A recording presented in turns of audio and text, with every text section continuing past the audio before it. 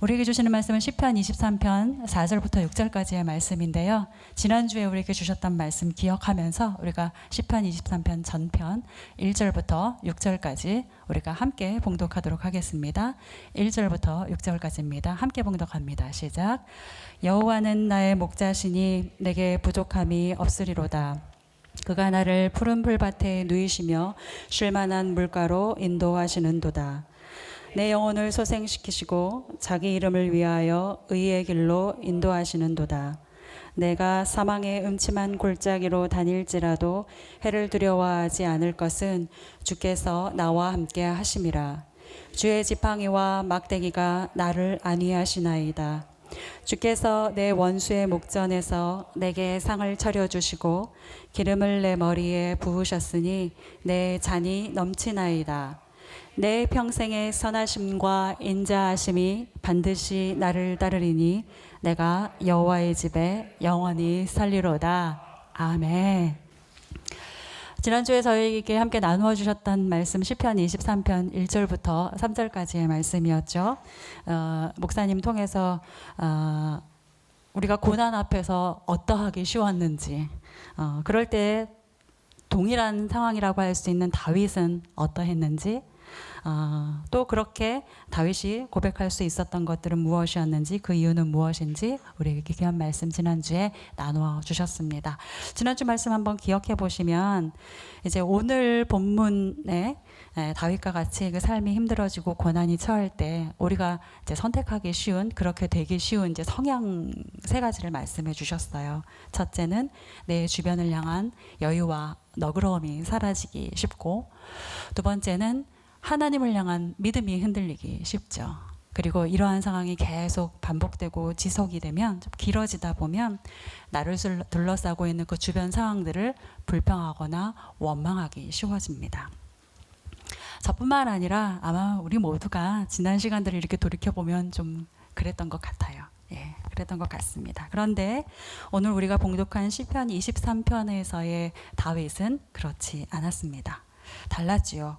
앞에서 언급한 세 가지의 그런 자연스러웠다고 할 수 있는 현상이 나타나기에 충분할 법한 그런 어려운 상황이었음에도 불구하고 다윗은 주변 사람들을 향한 너그러움과 여유로움이 사라지기보다 의연하였고, 하나님을 향한 믿음이 흔들리기보다 더욱더 굳건해졌으며, 원망과 불평을 하기보다 오히려 더 감사를 하는 모습을 오롯이 보여주었습니다.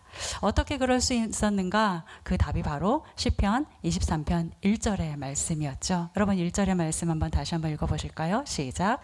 여호와는 나의 목자시니 내게 부족함이 없으리로다. 그렇습니다. 다윗이 하나님을 목자로 고백하고 신뢰하였기 때문이었죠.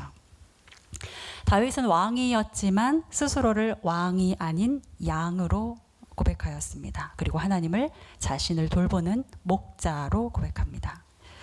지난날 자신의 연약함을 탓하지 않으시고 오히려 감춰주시며 연약한 양과 같기에 더욱더 나를 선택해 주시는 목자 되신 주님을 고백하였습니다. 그리고 스스로는 자신의 필요를 조금도 채울 수 없는 무능력한 존재, 그런 존재가 바로 양이라는 동물인데, 바로 그러한 양을 위해 필요한 모든 것들을 채우시는 목자와 같은 분이 나의 하나님이다, 나의 주님이시다 라고 신뢰하였기 때문에 그러한 담대함으로 고백을 할 수 있었던 것이옵니다. 사랑하는 위더처치 가족 여러분, 지난 한 주간 어떻게 사셨습니까? 하나님의 양으로 사셨습니까? 하나님은 우리의 목자로 사셨는데 여러분은 하나님의 양으로 사셨습니까? 혹여나 그릇 행하여 각기 제 길로 이렇게 조금 빗나간 삶을 살으셨었다면 오늘 우리에게 주시는 하나님의 음성 들으시고 다시 주님의 양된 자리로 돌아올 수 있기를 간절히 축복합니다. 아멘. 4절 말씀입니다. 한 목소리로 함께 다시 읽겠습니다. 4절입니다. 시작. 내가 사망의 음침한 골짜기로 다닐지라도 해를 두려워하지 않을 것은 주께서 나와 함께 하심이라. 주의 지팡이와 막대기가 나를 안위하시나이다. 4절 말씀을 이렇게 읽고 보니까 제가 앞서서 드렸던 권명, 주님의 음성 들으시고 다시 주님의 양던 자리로 돌아오십시오 했던 이 권면이 살짝 잘못된 말이었다는 생각이 들어요. 웬고하니. 여러분 지난주에 우리 목사님께서 주셨던 말씀 중에 양의 특성에 대해서 혹시 기억이 좀 나시나요? 양의 여러 가지 특성 중에 몇 가지를 정리해 주셨는데 양은 먼저 고집이 세다. 양은 시력이 나쁘다. 양은 겁이 많다. 그리고 양은 어리석다. 라는 양의 특성을 우리에게 설명을 해 주셨었죠. 여러분 양은 어리석은 데다 시력까지 나빠서 길을 잃으면 자기 힘으로 찾아오기 참 어려운 동물입니다. 자기 힘으로는 돌아올 수가 없는 동물이죠. 게다가 양은 어리석을 뿐만 아니라 겁도 많아요. 그래서 겁이 많다 보니 길을 잃게 되면 또 위험을 느끼게 되면 그 자리에 얼어붙고 마는 것이 바로 양이죠. 어리석을 뿐만 아니라 겁도 많아서 길을 잃게 될 경우 대부분의 양들은 이 두 가지 중에 하나의 상황이 되는데 첫 번째는 자기가 지금 어디로 가는지도 알지 못한 채 헤매이다가 온갖 위험에 노출이 되든지 아니면 너무 겁이 많기 때문에 어딘가에 얼어붙어 있든지 혹은 어딘가에 갇혀 있든지 이렇게 되기 십상인 것이 바로 양이지 않습니까? 그래서 그러니까 양은 길을 잃으면 대부분 이 경우 중에 하나가 되기 마련입니다. 그래서 아마 우리가 읽은 이 본문 내가 사망의 음침한 골짜기라고 한 이 사망의 음침한 골짜기에 이런 상황에 처하게 되는 경우 중에 하나가 이제 양이 길을 잃은 상황이 되겠죠. 양이 길을 잃으면 안타깝게도 양은 길을 스스로 찾을 수 있는 능력도 없고 시력도 안 좋고 담력도 없기 때문에 자연스럽게 심각한 위험에 노출될 수밖에 없고 이것은 곧 사망에 이르는 것과 다를 바가 없습니다. 우리가 삶을 살아보다 보면 이제 흡사 이와 같을 때가 있죠. 당장 나를 배부르게 하는 것에 우리가 너무 집중을 하다 보면 나를 이곳까지 인도해 주신 목자를 놓치기 쉽습니다. 또 내가 생각하는 것이 옳다라고 고집하며 그 길을 가다 보니 그것은 곧 내 안에 하나님을 놓치는 상황이 되어버리고 곧 내 안에 두려움이 닥쳐오게 됩니다. 그런데 그러한 두려움 상황 속에서 우리는 이것을 헤쳐나갈 수 있는 뾰족한 방법도 없고 능력도 없는 것을 내 자신을 또 발견하게 되죠. 우리가 삶을 살다 보면 이러한 상황들을 맞이하게 됩니다. 여러분 이럴 때 우리가 어떻게 해야 합니까? 내가 자초한 일이니까 뭐 어쩌겠어 라고 낭망하고 있어야 됩니까? 내가 길 잘못 든 건데 뭐 어쩌겠어 하면서 포기하고 있어야 되나요? 아니죠. 그렇지 않습니다. 즉시 여호와 하나님을 부르고 그 하나님께서 우리에게 들려주실 음성을 계속해서 기다려야 합니다. 왜입니까? 우리 하나님은 선한 목자 되시기 때문이죠. 요한복음 10장 11절에서 선한 목자는 양들을 위하여 목숨을 바친다 라고 말씀하셨습니다. 선한 목자는 양들을 위하여 목숨을 버린다. 또한 누가복음 15장의 그 목자의 비유에서는 말씀하시기를 목자는 그 잃은 것을 찾아내기까지 찾아다닌다고 했어요. 언제요? 잃은 것을 찾아내기까지 찾아다닌다고 하였습니다. 사랑하는 여러분, 여러분의 지금의 상황이 사망에 처한 것과 같으십니까? 즉시 주님을 부르시길 바랍니다. 선한 목자이신 주님은 양을 잘 알기 때문에 그 부르짖음을 들으시고 찾아오십니다. 또 여러분의 지금이 골짜기를 거닐 것과 같은 두려움 속에 있으십니까? 여러분 두려움의 그 소리는 거두시고 주님의 음성을 계속해서 기다리실 수 있기를 바랍니다. 주님께서 주변에 있는 모든 위험의 상황들, 위험한 짐승들 다 쫓아내신 후에 가장 안전할 때에 이리 오너라 하고 목자의 음성을 양에게 들려주실 것입니다. 아멘. 믿으실 수 있길 바랍니다. 아멘. 양이 사망의 음침한 골짜기에 처하게 되는 이제 첫 번째 경우는 이와 같습니다. 양이 그릇하여 잘못된 길을 걸어갈 때에, 길을 잃을 때입니다. 그런데 또 하나의 다른 경우가 있는데 그것은 바로 목자가 사망의 음침한 골짜기로 양을 인도해 갈 때죠. 이끌어 갈 때입니다. 우리는 선한 목자라면 양들을 좋고 평탄하고 안전한 길로만 인도해야지, 그래야 선한 목자지라고 생각하곤 합니다. 네, 그렇습니다. 그래서 우리의 선한 목자 되신 주님은 우리를 위해서 가장 안전하고 가장 편안할 수 있는 가장 좋은 길을 미리 알아두시고 어떻게 이끌 것인지 계획하시고 그 길로 인도해 가십니다. 그런데 목자가 선한 목자임에도 불구하고 양들을 사망의 음침한 골짜기로 이끌어 가실 때가 있는데, 그것은 바로 그 길을 통과해야만 푸른 풀밭과 쉴만한 물가로 인도될 수 있을 때죠. 선한 목자는 선하시기 때문에 늘 우리에게 가장 안전하고 좋고 편한 길을 인도해 가지만, 그 가장 좋고 안전하고 편한 곳에 이르기 위해 사망의 음침한 골짜기를 지나야만 할 때에는 선한 목자이신 그분은 사망의 음침한 골짜기와 같은 그 길을 지나가게 하십니다. 여러분, 혹시 이러한 사망의 길, 음침한 길, 골짜기와 같은 길을 혹시 지금 걷고 계십니까? 그러나 여러분, 두려워하지 마시고 말씀을 기억하실 수 있길 바랍니다. 오늘 말씀은 이렇게 고백하죠. 주님께서 나와 함께 하시기 때문에 나는 두려워하지 않는다. 주님께서 나와 함께 하십니다. 주께서 양들 너희만 가라고 하지 않으셨습니다. 저 길 건너면 저 끝에 쉴만한 풀밭, 넉넉한 풀밭, 쉴만한 물가 있으니 자, 힘내서 가봐 라고 하지 않으시고 앞에서 끄시며 뒤에서 인도하시면서 우리와 함께 가고 계십니다. 한 손에 지팡이 드시고 한 손에 막대기 드시고 말이죠. 한 손에 지팡이 드시고 한 손에 막대기 드시고 우리를 안위하시며 우리와 함께 지나가고 계십니다. 믿으실 수 있기를 소망합니다. 아멘. 다윗은 지금 자신이 처한 상황이 그러한 것임을 알았습니다. 비록 지금의 나의 상황은 사망의 음침한 골짜기이지만 다행히도 그럼에도 주님은 나와 함께 하신다. 목자이신 주님이 나와 함께 하신다. 다윗은 이러한 상황 속에서도 하나님이 함께 하심을 신뢰했습니다. 그래서 두렵지 않다라고 고백할 수 있었던 것입니다. 두렵지 않다라고 고백할 수 있었을 뿐만 아니라 오히려 앞날을 소망할 수 있기까지 되었습니다. 우리 5절 말씀 함께 읽으시겠습니다. 5절 말씀입니다. 시작. 주께서 내 원수의 목전에서 내게 상을 차려주시고 기름을 내 머리에 부으셨으니 내 잔이 넘치나이다. 여러분 아시는 바대로 지금 이 말씀의 본문은 압살롬의 반역이라는 그런 참으로 힘겹고 고통스러운 상황을 배경으로 하고 있죠.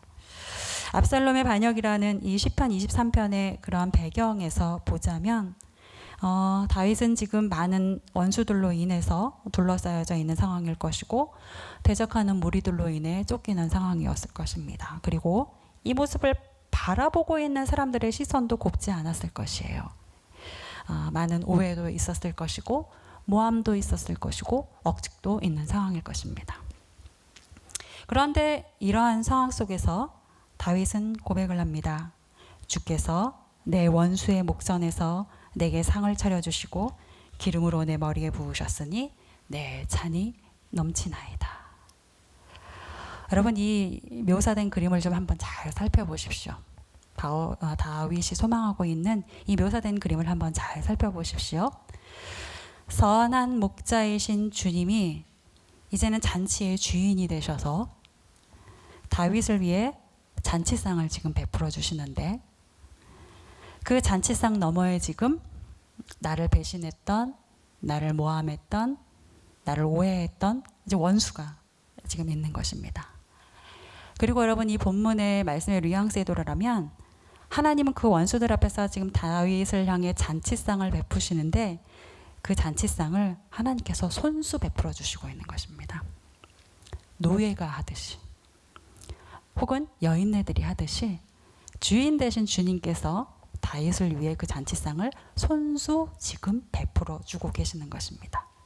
그리고 귀한 손님을 맞이하듯이 다윗의 머리에 기름을 발라주시는데 본문은 이것이 바르는 정도가 아니라 흘러 넘친다고 말하고 있죠. 머리에 부었다고 표현을 하고 있어요. 바르는 정도가 아니라 머리에 부었습니다. 그리고 그 부음이 흘러 넘쳐서 다윗의 잔이 흘러 넘치고 기름으로 혹은 잔치의 포도주로 충만하게 흘러 넘친다라고 표현을 하고 있습니다. 다윗을 향한 주인의 환대가 얼마나 크고 풍성한지 여러분 좀 느껴지시나요? 네. 다윗을 향해 주인이 지금 베푼 이 잔치상에서의 환대가 매우 크고 매우 풍성합니다. 여러분, 이렇게 환대와 풍성함으로 가득한 잔치, 이 잔치가 원수를 앞에 둔 이 상에서 하는 역할이 있습니다. 이 잔치가 하는 역할이 있어요. 그것은 곧 원수 앞에서 다윗의 이전의 모든 것들이 신원되는 것입니다. 복권되는 것과 같은 거죠. 우리가 읽은 이 본문 5절은 다윗 자신이 곧 회복될 것이다 라는 확신인 것이고 곧 신원될 것을 소망하는 고백입니다. 하나님께서 바닥으로 지금은 곤두박질 쳐져 있는 나의 모습, 그러나 나 자신을 이제는 하나님께서 분명히 높여주실 것이다. 하나님 그 풍성한 잔치상을 통해서 나를 향했던 모든 모함과 억측과 오해들을 풀어주실 것이다 라고 선포하는 것입니다. 그래서 이 본문을 공동번역에서는 시편 23편 이 5절을 이렇게 번역을 하고 있어요. 함께 읽어보실까요? 시작. 원수들 보라는 듯 상을 차려주시고 기름을 부어 내 머리에 발라주시니 내 잔이 넘치나이다. 어떻게 상을 차려주셨다고요? 원수들 보라는 듯이, 보란 듯이 차려주셨다는 거예요. 원수들 보라는 듯 무슨 뜻일까요? 마치 이 잔치상은 하나님이 다윗의 원수들 앞에서 다윗이 옳다, 다윗이 맞다 라고 해주시는 것과 같은 자리라는 거죠. 네. 물론 이렇게 소망하고 있는 지금의 다윗 상황은 전혀 그렇지 않습니다. 그렇지만 지금 상황은 사망의 길 같고 음침한 골짜기를 다니고 있는 것 같은 상황이지만, 그러나 나는 혼자가 아니요 선한 목자이신 주님이 함께 계시기 때문에 이 길 끝에서는 나의 모든 것들이 회복될 것이다. 그리고 보란듯이 나는 신원될 것이다 라고 소망하고 있는 것입니다. 오늘 이 말씀을 통해서 여러분과 제 안에 다시금 소망의 빛이 비춰질 수 있기를 바랍니다. 네. 보이는 것보다 보이지 않는 것을 볼 수 있는 믿음이 우리 안에 다시 소생될 수 있기를 간절히 소망합니다. 사실 저는 이제 개인적으로 이 5절의 말씀을 묵상하면서 5절의 말씀을 묵상하면서 다윗이 소망하는 이 자신의 회복, 자신의 신원된 모습, 참 우아하다 이런 생각했어요. 참 우아하다 이런 생각이 들었습니다. 제가 만약 다윗과 같은 입장이라면, 그래서 다윗과 같이 누군가의 배신, 누군가의 모함, 누군가의 오해에 처하는 상황이라면 제가 이렇게 은근히 바라고 소망하는 신원의 모습, 신원의 방식은 원수들 보라는 듯 해주셨으면 하고 간절히 바라는 어떤 신원의 모습은 이렇게 우아하지 않을 것 같아요.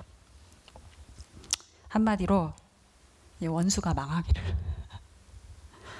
원수가 하는 모든 일들이 좀 잘 안 풀리고 실패하고, 그래서 원수는 비참해지고 그 비굴함이 만천하에 드러나고 사람들은 그를 좀 동정 어린 시선으로 쯧쯧하며 바라보고 결국은 그는 내 앞에서 눈물을 흘리고 하는 약간 이런 방식. 왜 평일 저녁 8시에 하는 매일의 그 막장 드라마의 마지막 회와 같은 그런 결론의 방식. 예. 좀 그렇게 신원을 해주시면 좀 내 속이 더 후련하지 않을까. 예. 이제 그렇게 생각을 조금 했더랍니다. 예. 제 인품이 좀 얄팍하다 보니 너무 속이 상할 때는 말로는 이제 고상하게 표현을 하지만 마음 깊은 곳에서는 이런 생각도 하게 되는 것이 사실입니다.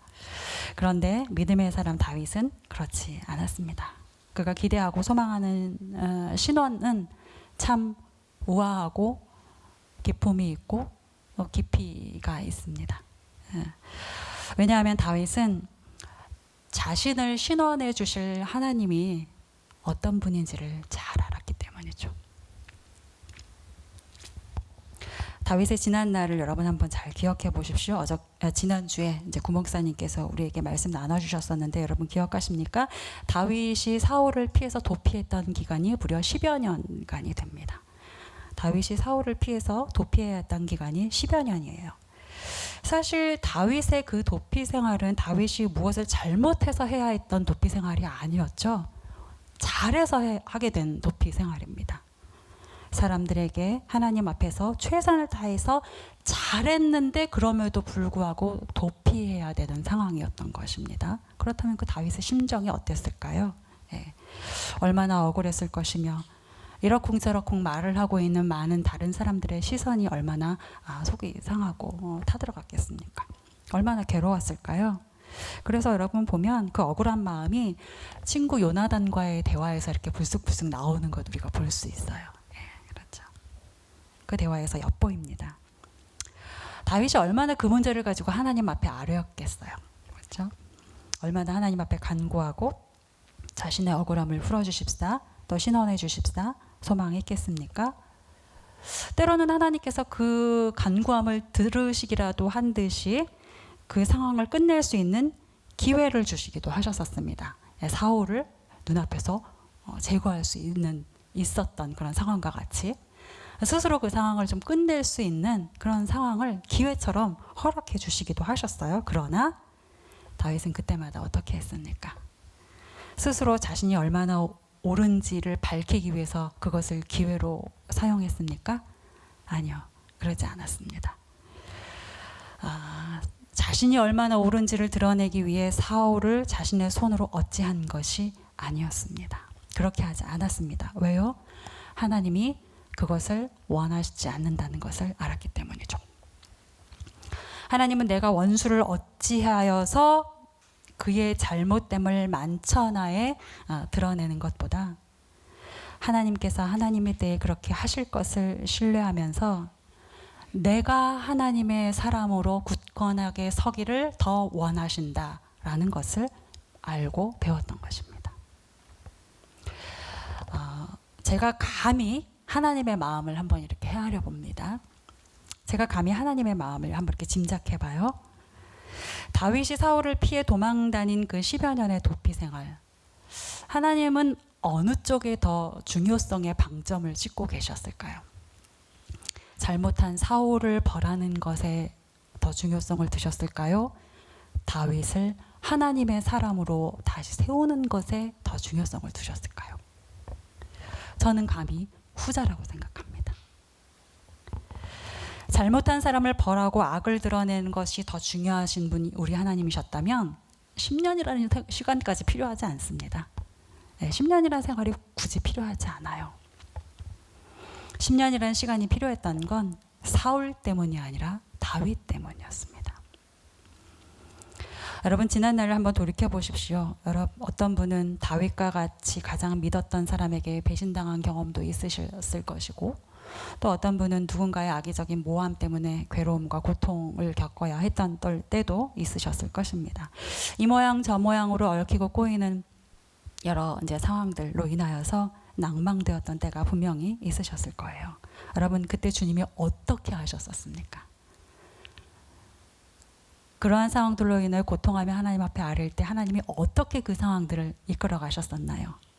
하나님 저 사람 좀 어떻게 좀 저 악한 좀 어떻게 좀 하면서 우리 안에 은근히 갈망하였던 그 방식, 그 바람대로 주님께서 이끌어 가셨습니까?